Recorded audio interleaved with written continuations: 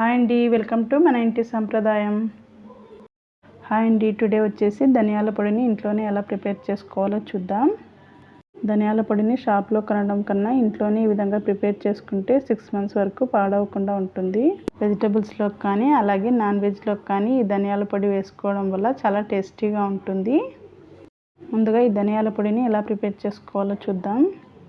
ఇక్కడ పొలంలో పండించిన ధనియాలని తీసుకున్నాను.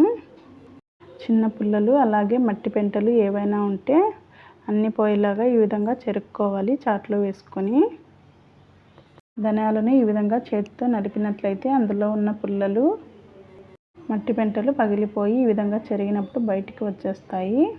అందులో ఉన్న మట్టి అలాగే చిన్న పుల్లలన్నీ బయటికి వచ్చేసాయి. ఈ విధంగా చెరుక్కొని ఉంచుకోవాలి. ఇప్పుడు స్టవ్ వెలిగించి ఒక మందపాటి కడాయి పెట్టుకొని మనం ముందుగా చెరిగి ఉంచుకున్న ధనియాలను ఇందులో వేసుకోవాలి.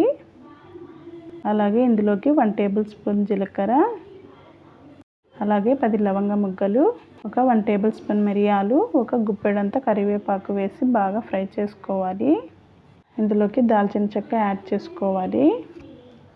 ఈ ధనియాలను స్టవ్ని మీడియం ఫ్లేమ్లో పెట్టి పచ్చివాసన అంతా పోయే వరకు ఇలా వేయించుకోవాలి. ధనియాలు వేపుతున్నప్పుడు చాలా బాగా మంచి వాసన వస్తాయి. ఈ విధంగా ఒక 5 minutes 7 minutes వరకు బాగా వేపుకొని ఈ విధంగా చాట్లో పక్కన తీసుకోవాలి. కొంచెం చల్లారనివ్వాలి. మరి పూర్తిగా చల్లారిన తర్వాత కాకుండా కొంచెం గోరువెచ్చగా ఉన్నప్పుడు వీటిని మిక్సీలో వేసుకొని మిక్సీ పట్టుకోవాలి. ఈ విధంగా ధనియాల పొడిని ఇంట్లోనే తయారు చేసుకోవడం వల్ల హెల్త్కి చాలా మంచిది. కొంచెం గోరువెచ్చగా ఉన్నప్పుడు ఈ ధనియాలన్నిటిని మిక్సీలో వేసుకొని మెత్తగా మిక్సీ పట్టుకోవాలి.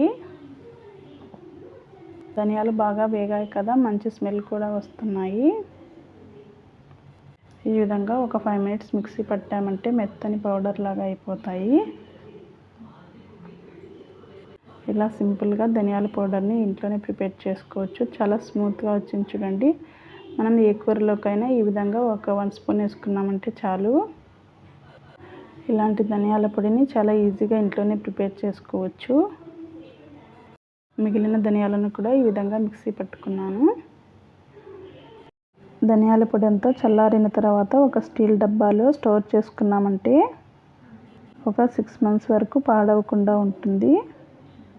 పాతకాలం నాటి అమ్మమ్మలు నాయనమ్మలు ధనియాల పొడిని ఈ విధంగా తయారు చేసుకునేవాళ్ళు.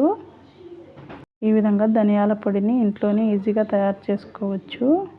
ఈ వీడియో మీకు నచ్చినట్లయితే లైక్ చేయండి, మీ ఫ్రెండ్స్కి రిలేటివ్స్కి షేర్ చేయండి, సబ్స్క్రైబ్ చేసుకోండి. Thank you for watching.